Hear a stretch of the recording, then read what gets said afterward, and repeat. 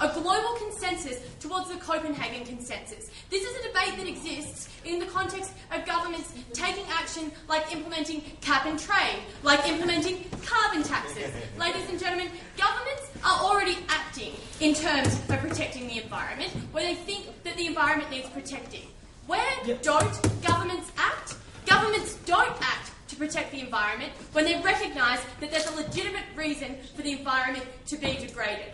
We think that that's a right of the government. We think that's a legitimate use of government power, and Justice and I have faith in the governments adjudicating the plurality of interests that exist within a state and deciding when it's right and wrong for the environment to be abused. So for that reason, I think we take this debate, but I'm going to continue with my speech anyway. There are 3 questions I want to ask in my refutation.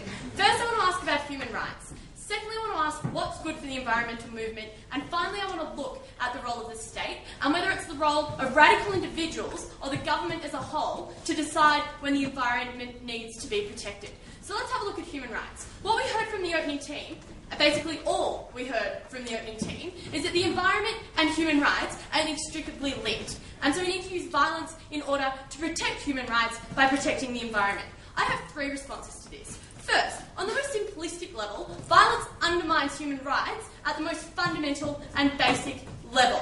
We think that's very important in light of our extension, because what we told you is that in many states, companies and individuals have a right to pollute. Governments make a decision that pollution is legal. And when governments make that decision and bestow that right upon a company or upon an individual, we think that it's absolutely abhorrent for another individual to kill that individual for exercising a right that's been bestowed upon them by the government. We think that's terrible. But on a second level, we don't think that environmental protection always does equate to human rights. Need we mention the developing world? If the case of the government team today is correct, ladies and gentlemen, then we should deter companies from ever going into countries like India, like China, because they might emit carbon. Ladies and gentlemen, if we see companies being deterred from polluting, we would see no coal industry, which means no electricity and also means no jobs in the third world. Because, ladies and gentlemen, we think that sometimes pollution is legitimate. We think the grave environmental abuses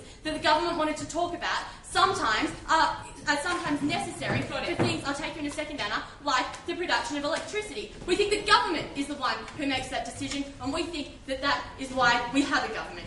If there clearly is a dictatorship state that does not basically give people their rights. If there clearly is a problem where you don't have clean water at all and you're going to die because there is this very, very bad company, do you even then don't have a right to take violent action against that company? Anna, right. We think then that's a very practical question, and I think we need to ask ourselves, last time someone used violence to oppose a governmental policy in, say, Iran or Burma, what happened to that person?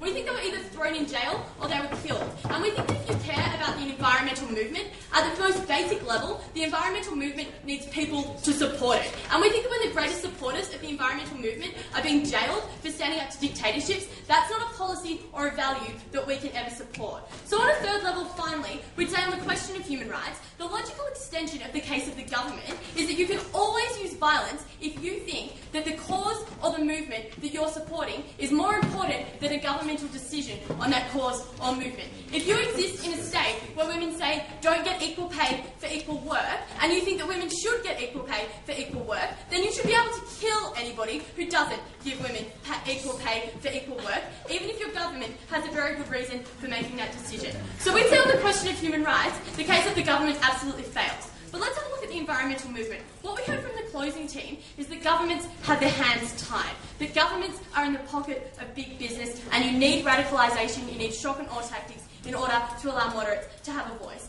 Firstly, we'd say that's a blatant lie. We think that governments have made huge moves towards environmental protectionism. We think that's commendable. But secondly, we'd say when governments don't act, we need to ask ourselves why governments don't act. Because what Justice told you is that we think that governments often have very good reasons for allowing companies to pollute the environment. Probably because it's profitable or because they don't have money to invest in things like green technology, which wouldn't pollute the environment. So we'd say that big business isn't always bad, and there might be a reason that government is listening to big business, maybe because their economy depends on it. But finally, we'd say that if you want government action, then you should avoid a backlash. And that's what our first team told you. And Shamila contradicted this. I'll take you in a second, Shamila. You might be able to save yourself. Shamila contradicted this because what she told us is that there won't be a backlash. She told us that once governments see violent action, then they're all of a sudden going to reach out to the moderates within their country. I'm sorry, if governments had their hands tied by big business,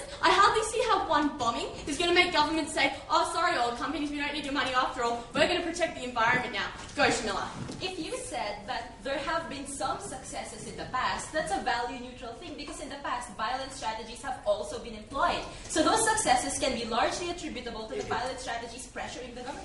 No, we don't hold that to be true at all, Shamila. We don't think the Obama government is responding to any kind of violent action when it says we need to act on climate change. I think the Obama government might be responding to the fact that there's now a global consensus that climate change is a problem, and that now governments are starting to acknowledge that they might have to accept economic sacrifices in order to take action in order to protect the environment. Which leads me very neatly onto this question of the state, because we think that the state has to adjudicate a plurality of interests. This isn't just a debate about the environment. This is a debate about the environment and the way in which we use the environment, and the way in which our need to protect the environment is also linked to our other needs, to protect jobs, to protect our basic needs such as having electricity. We think that when governments decide that a rainforest can be logged, when governments decide that a car manufacturing company can pollute, governments make those decisions because they know that those decisions are in the best interests of their citizens. And we've never heard from the government team why governments are wrong when they make those decisions. We'd say, ladies and gentlemen, that this debate is not just about protecting the environment. This is a debate about governments adjudicating competing interests, and we say governments do a pretty damn good job.